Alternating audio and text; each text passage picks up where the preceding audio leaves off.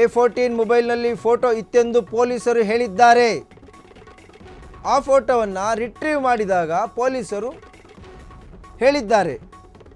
ಮೃತನ ಫೋಟೋವನ್ನು ಕಳುಹಿಸಿದ್ದೇ PSI ವಿನಯ್.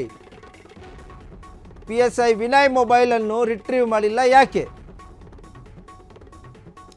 ಹೀಗಿದ್ದಾಗ ತನಿಖೆಯನ್ನು ಕ್ಲಾಸಿಕ್ ಎಂದು ಹೇಳಲು ಸಾಧ್ಯವೇ? ಕೋರ್ಟ್ನಲ್ಲಿ ಹಿರಿಯ ವಕೀಲ CV ನಾಗೇಶ್ ವಾದ.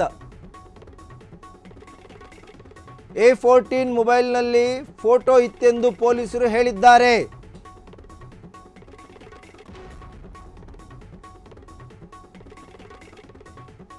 ಆ ಫೋಟೋವನ್ನು ರಿಟ್ರೀವ್ ಮಾಡಿದ್ದಾಗಿ ಪೊಲೀಸರು ಹೇಳಿದ್ದಾರೆ.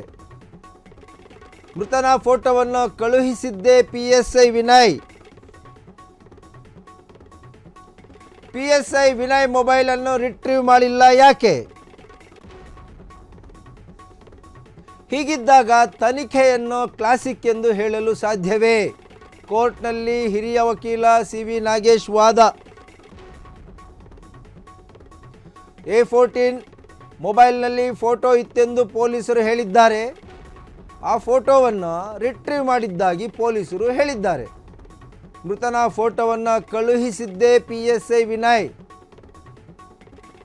PSI ವಿನಯ್ ಮೊಬೈಲನ್ನು ರಿಟ್ರೀವ್ ಮಾಡಿಲ್ಲ ಯಾಕೆ? ಹೀಗಿದ್ದಾಗ ತನಿಖೆಯನ್ನು ಕ್ಲಾಸಿಕ್ ಎಂದು ಹೇಳಲು ಸಾಧ್ಯವೇ? ಕೋರ್ಟ್ನಲ್ಲಿ ಹಿರಿಯ ವಕೀಲ CV ನಾಗೇಶ್ ವಾದ.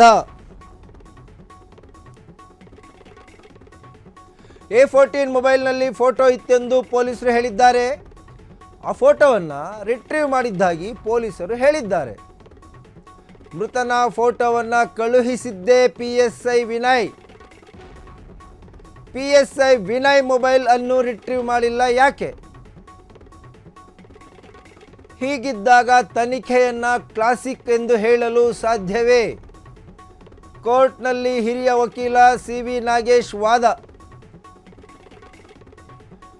A14 ಮೊಬೈಲ್ನಲ್ಲಿ ಫೋಟೋ ಇತ್ತೆಂದು ಪೊಲೀಸರು ಹೇಳಿದ್ದಾರೆ. ಆ ಫೋಟೋವನ್ನು ರಿಟ್ರೀವ್ ಮಾಡಿದ್ದಾಗಿ ಪೊಲೀಸರು ಹೇಳಿದ್ದಾರೆ.